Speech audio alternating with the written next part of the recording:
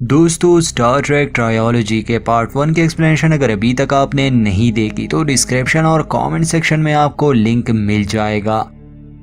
یہ اسی کہانی کا دوسرا حصہ ہے۔ اس کے علاوہ اگر ابھی تک آپ نے ہمارے چینل کو سبسکرائب نہیں کیا تو پلیز کر دے۔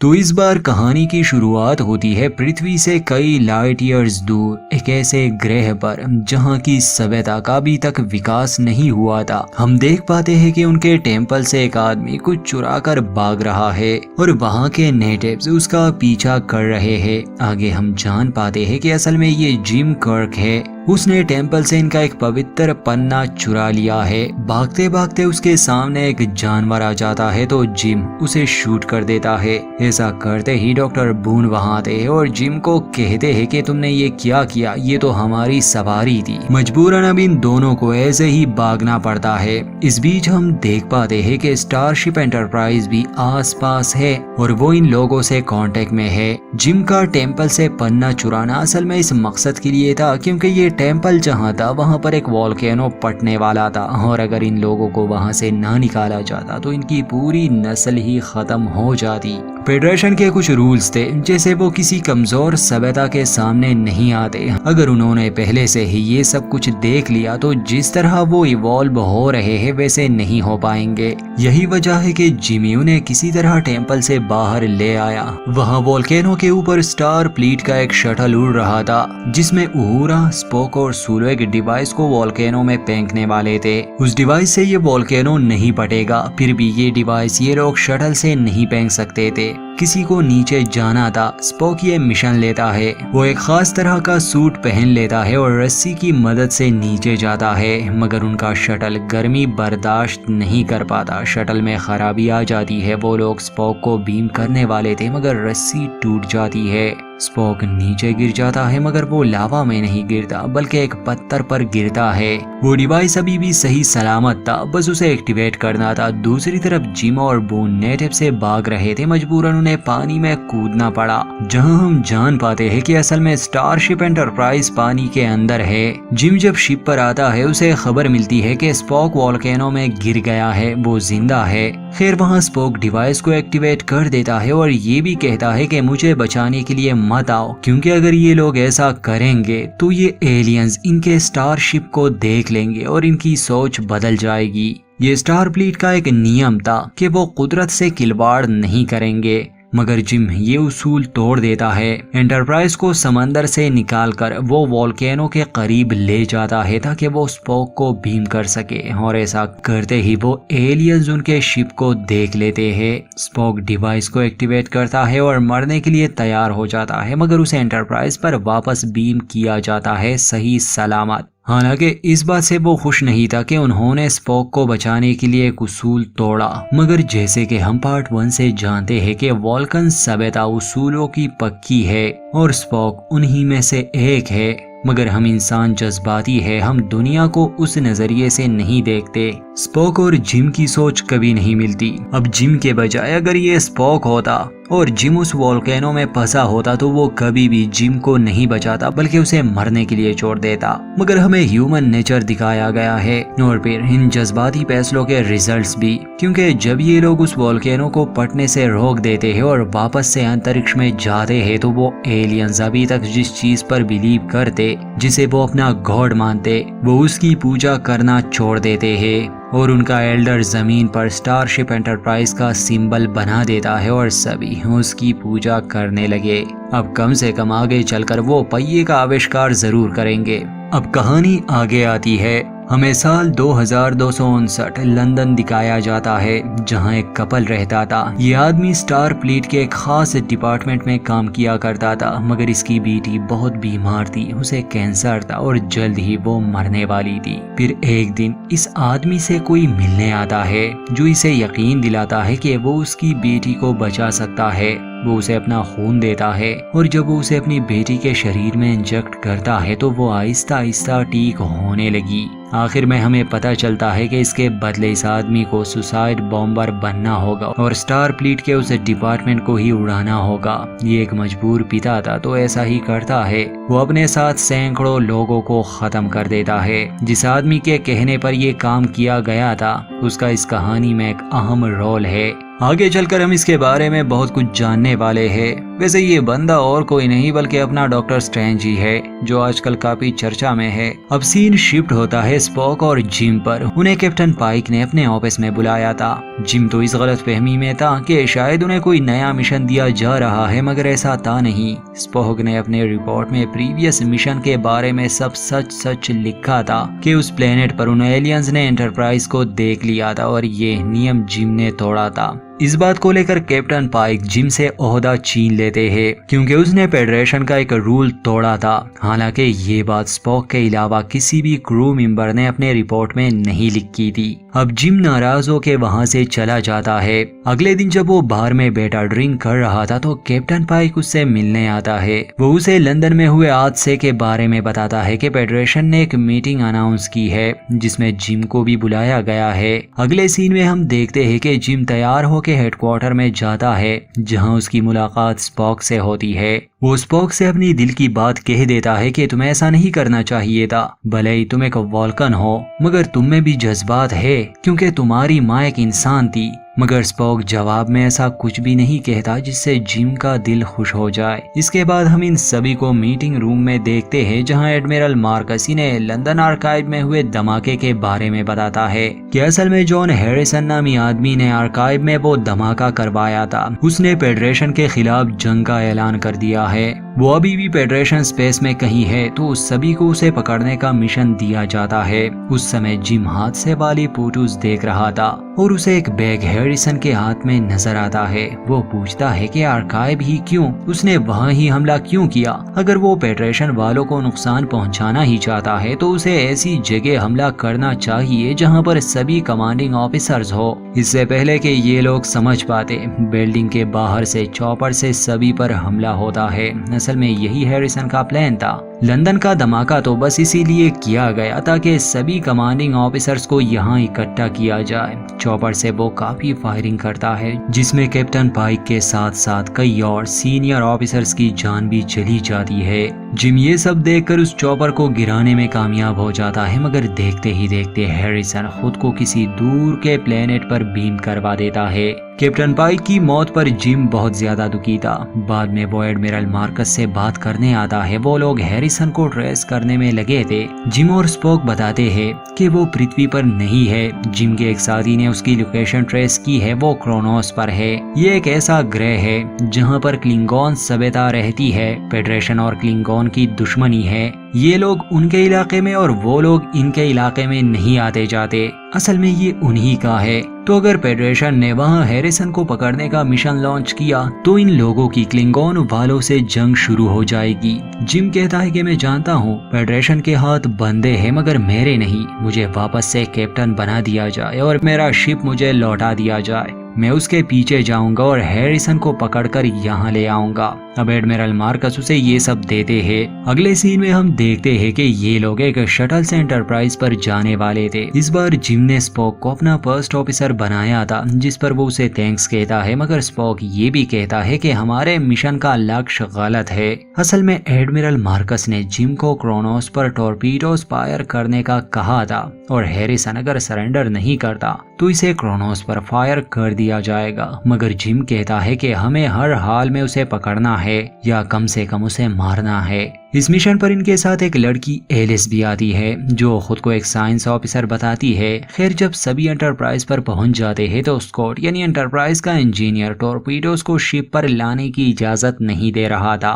वो जिम को समझाता है कि ये हथियार बहुत खतरनाक है क्योंकि हम नहीं जानते इसमें क्या है। अभी एंटरप्राइज शिप जो था ये वार्प कोर्स से चलता है। अगर कुछ भी غلط ہوا تو ایک چین ریئیکشن شروع ہو جائے گا اور سب کی جان کو خطرہ ہے۔ حالانکہ جم اسے یقین دلانے کی کوشش کرتا ہے کہ بھروسہ رکھو کچھ نہیں ہوگا، مگر اسکاٹ کا ضمیر اس بات کی اجازت نہیں دے رہا تھا کہ وہ کسی ایسی چیز کو اپروو کرے یا ایسے مشن میں حصہ لے جس سے انسانی زندگیوں کو خطرہ ہو، تو وہ ریزائن کر دیتا ہے۔ حالانکہ اس بات سے جم بالکل بھی خوش نہیں تھا۔ خیر مجبوراً جم اپنے ایک اور کرو ممبر آندرے کو یہ عہدہ دیتا ہے۔ اس کے بعد وہ وارپ سپیڈ سے سفر کرتے ہیں اور جم اپنے کرو کو مشن کے بارے میں بتاتا ہے کہ وہ کلنگون کے علاقے میں جا رہے ہیں جہاں کرونوس پلینٹ پر ہیریسن چھپا ہوا ہے۔ اگر اس نے سرنڈر نہیں کیا تو ان ٹورپیڈوز کو پلینٹ پر فائر کیا جائے گا، وہاں کوئی نہیں رہتا، اس لیے جانی نقصان نہیں ہوگا۔ یہ چند منٹ میں کرونوس پر پہنچنے ہی والے تھے کہ وارپ کور میں کوئی خرابی آ جاتی ہے اور ان کا شپ کرونوس پلینٹ سے 20 منٹ کی دوری پر رکتا ہے۔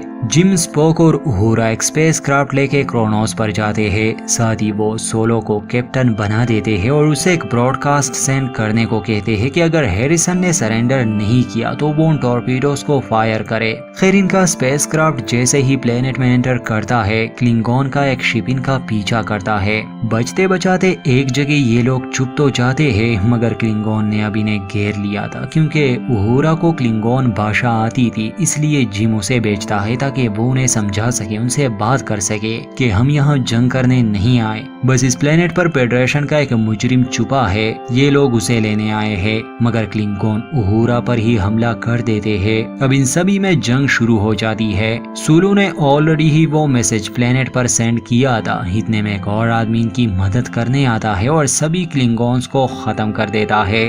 اصل میں وہی ہیریسن تھا، مگر وہ خود کو خان کہتا ہے۔ اس کی کہانی کیا ہے یہ آگے ہم صحیح سے جان جائیں گے۔ پہلے تو وہ ان ٹورپیڈوز کے بارے میں پوچھتا ہے کہ اس شپ پر کتنے ٹورپیڈوز ہے۔ اسپوک اسے جواب دیتا ہے کہ 72۔ یہ سنتے ہی ہیریسن سرنڈر کرتا ہے۔ خیر یہ لوگ بھی حیران تھے کہ اتنا خطرناک انسان اتنی آسانی سے ہار کیسے مان سکتا ہے۔ پہلے تو جم اٹھتا ہے، اسے 3-4 مکے مارتا ہے، وہ بھی کیپٹن پائک کے لیے، کیونکہ ہیریسن کی وجہ سے وہ مر گیا۔ اور اس کے بعد ہیریسن کو لے کر یہ لوگ انٹرپرائز پر آتے ہیں، مگر جم کو شک تھا کہ آخر ہیریسن نے اتنی آسانی سے کیسے اپنے آپ کو ان کے حوالے کر دیا۔ وہ بون کو اس کے بلڈ ٹیسٹ لینے کے لیے کہتا ہے۔ اسپوک اور جم جب واپس آ رہے تھے تو ہیریسن جم سے بات کرنے کی کوشش کرتا ہے۔ وہ جانتا تھا کہ جہاز آگے نہیں بڑھ رہا، یہاں تک کہ اسے یہ بھی معلوم تھا کہ وارپ کور میں کوئی خرابی ہے۔ اسپوک جم کو مشورہ دیتا ہے کہ تم اس کی بات مت سننا،